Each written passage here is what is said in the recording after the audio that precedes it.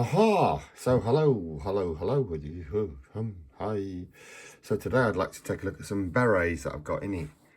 This was my first beret ever when I was in the cadet force, the combined cadet forces, the CCF. I was part of that through the school. I went to a public school in Berkhamsted called the Berkhamsted School. It still exists. I mean, it's a mixed school now. It's wonderful. There's girls and boys, so it's wonderful. How I wish there'd been girls there when I went there, because they're the brains, in it, of the picture. But so when I went there, it was just boys, unfortunately. Oh, boring. Aha. But that's my first ever beret in the cadets. That's the number. It goes back a long way. That does. 6.5 was probably my head, you know. Sadly, in those days, my little head did all the thinking for the big head. But there you go. The Royal Anglian we were affiliated to. It's all good, baby. It's all good. I don't know if that's... Yeah, look, it's got some sort of baby nappy pin holding it in. That's mine. My mum, I think, put that in. Bless her cotton socks. Then I'd like to show you my dad's regiment, which is, well, now defunct, but it's part of the rifles or something they call it now. In my dad's day, it was called the King's Royal Rifle Corps. In my day, it was called the Royal Green Jackets. And the beret is actually green. It's a lovely lid. Well, this isn't my dad's one, mind you. But, well, there's the nomenclature, if you can read that. In my dad's day, it had that badge on it. It was a black beret that dissolved because my dad used to put it on the snowman. He had such respect for his regiment. This is actually one of, well, I don't know if it's the original. I've got so many of the down things. I think it is the original.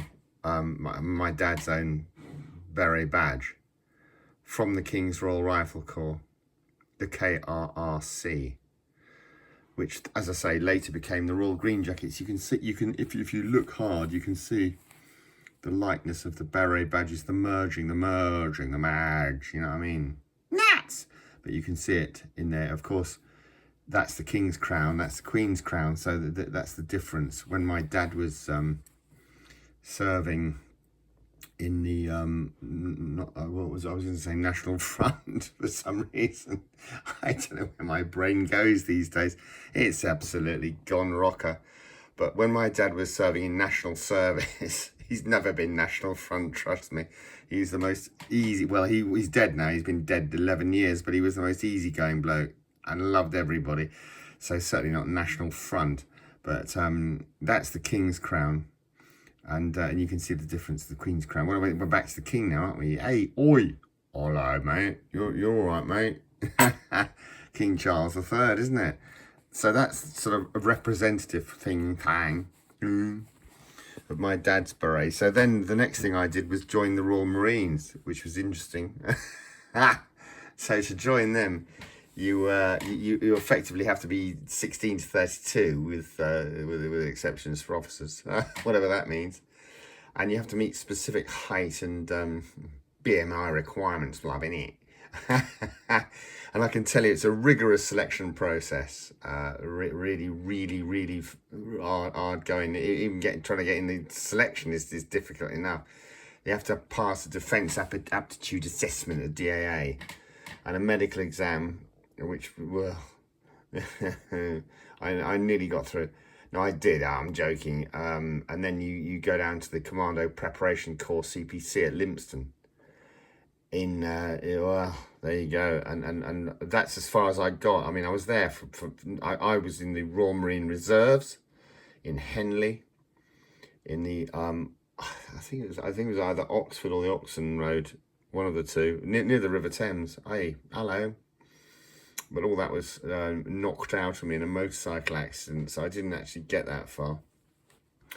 I can't, again, remember this. I don't think it's it's not my beret, because it's not got my name in it. But I've got so many of these lids. This obviously belonged to Kirby. it says woolen beret and Royal Marine.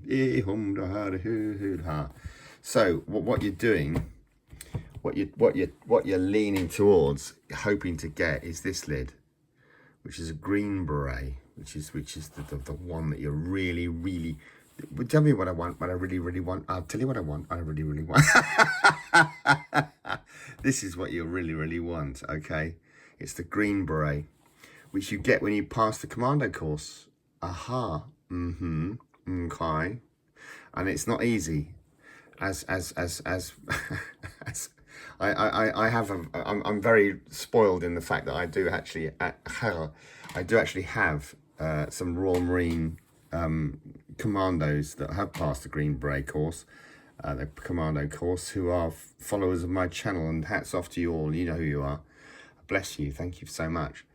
But that's what you want. And if you're an officer, you see you've got the difference. The beret is just slightly different, because well, look, in this one it's joined, in that one it's not.